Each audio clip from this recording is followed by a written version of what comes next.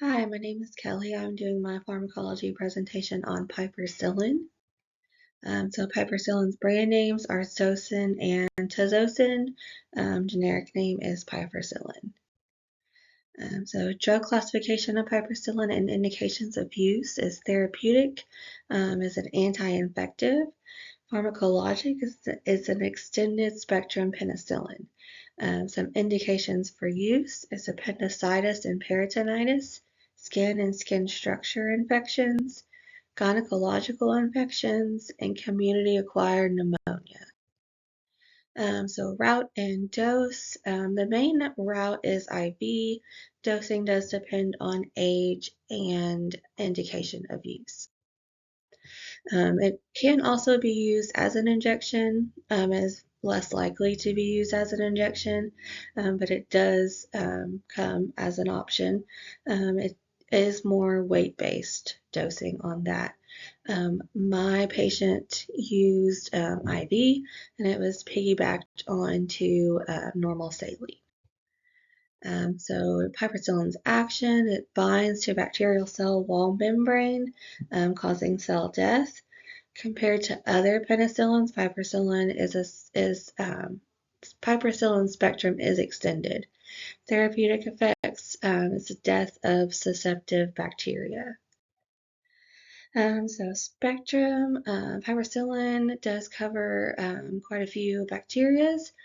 Some are E. coli, Klebsiella pneumonia, Staphylococcus aureus, and Haemophilus influenza. Pharmacokinetics, absorption when given through IV administration results in complete bioavailability. Distribution is widely distributed.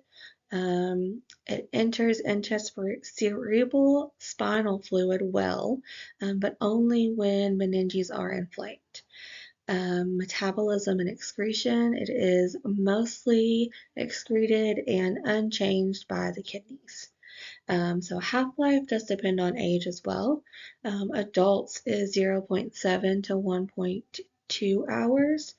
Children is between 6 months and 12 years is 0.7 to 0.9 hours.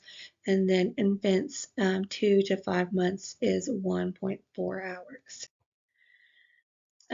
Time and action profile when given through IV, the onset is rapid, peak is at the end of the infusion, and duration is usually between 4 and 6 hours. Some reasons to be cautious when giving piperacillin are reasons that it would be contraindicated. Patients with hypersensitivity to penicillin, cephalosporins, or tazobactam, a cross-sensitivity could occur. Use cautiously in patients with a renal impairment. It can increase their risk of seizures. You would use it cautiously in patients with seizure disorder as well. Patients with sodium-restricted diets and critically ill patients. It can increase their risk of renal failure.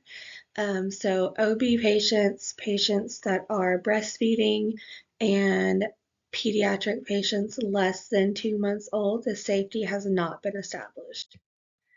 Some adverse reactions or some side effects do include rash. Patients with cystic fibrosis are at an increased risk.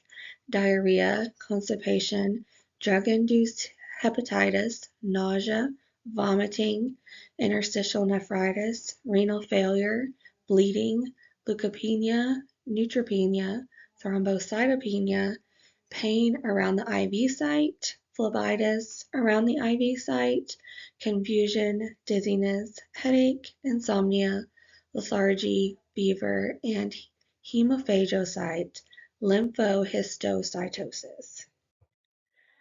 Some interactions, drug-to-drug interactions include potassium-losing diuretics, corticosteroids, and amphotericin B drugs. They may increase their patient's risk of hypokalemia, and then hepatotoxic agents may increase risk of hepatotoxicity.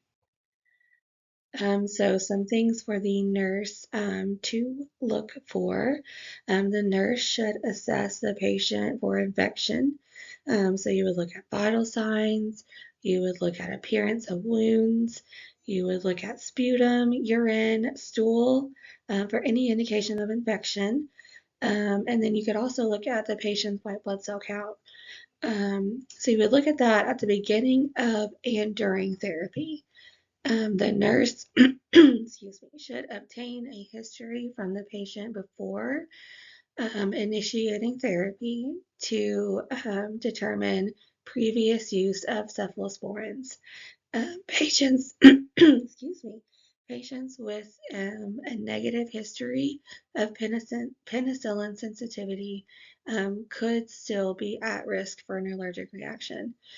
Um, so you would obtain specimens for culture and sensitivities prior to initiating therapy, because you would want to make sure that the piperacillin was effective on the bacteria that was growing.